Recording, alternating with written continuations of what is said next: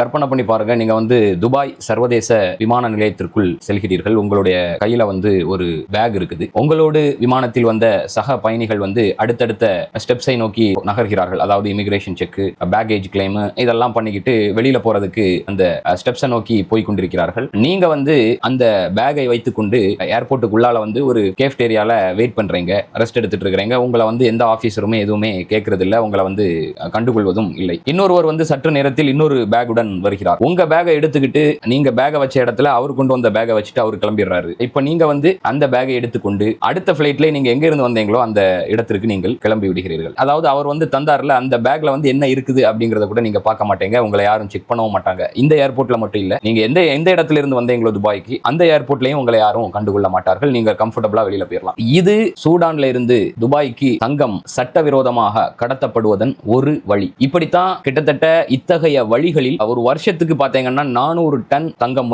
சூடான்ல இருந்து துபாய்க்கு கடத்தப்படுகிறது, சட்டவிரோதமாக கடத்தப்படுகிறது. 400 டன்னா கிட்டத்தட்ட 4 லட்சம் கிலோ. இதனுடைய மதிப்பு தோராயமாக $30 பில்லியன்.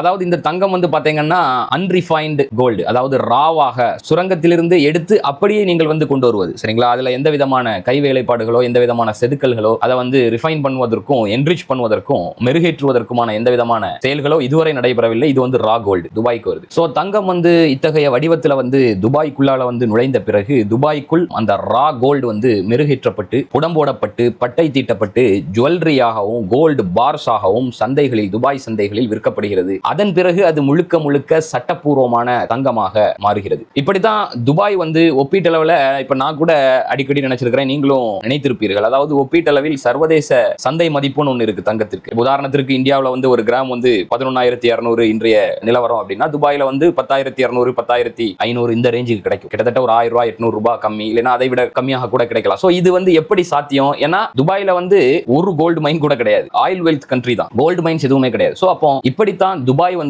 ஆப்பிரிக்க நாடுகளில், சாட், சூடான் மாதிரிப்பட்ட நாடுகளில், குறிப்பாக சூடானில் சிவில் வார்ஸ், உள்நாட்டு போர்களை, இந்த மாதிரியான இனப்படுகொலைகளை ஸ்பான்சர் செய்வதன் மூலமாக தன்னை செழிப்பாக்கிக் கொள்கிறது. இதன் மூலமாக இன்றைய தேதியில் மலிவாக தங்கம் வாங்குவதற்கான ஒரு சர்வதேச சந்தையாக துபாய் இருந்து கொண்டிருக்கிறது. அதன் பின்புலத்தில் இவ்வளவு சட்டவிரோத நடவடிக்கைகளும் செயல்பாடுகளும் இருக்கின்றன. சோ சூடான்ல குறிப்பா பாத்தீங்கன்னா, அதாவது தங்கத்திற்கு ஆயுதங்களை எப்படி பரிமாற்றம் செய்து கொள்வது அப்படிங்கிறது தான் இங்க விஷயம். தங்கம் அவர்கள் கொடுப்பார்கள், இவர்கள் அதற்கு பகரமாக ஐக்கிய அரபு அமீரகம் அவர்களுக்கு பொருளாதாரமும் ஆயுதமும் வழங்குவார்கள். சோ அப்போ இதை பின்னாடி இருந்து கொண்டு தொடர்ந்து இதை நிற்க விடாமல் இதற்கு ஸ்பான்சர் செய்து கொண்டே இருப்பதில் UAE மிக மிக முக்கிய பங்கை ஆற்றிக் கொண்டிருக்கிறது. அதாவது பரிமாற்றம், தங்கத்திற்கு பொருளாதாரம், தங்கத்திற்கு ஆயுதம் என்கிற ரீதியில்.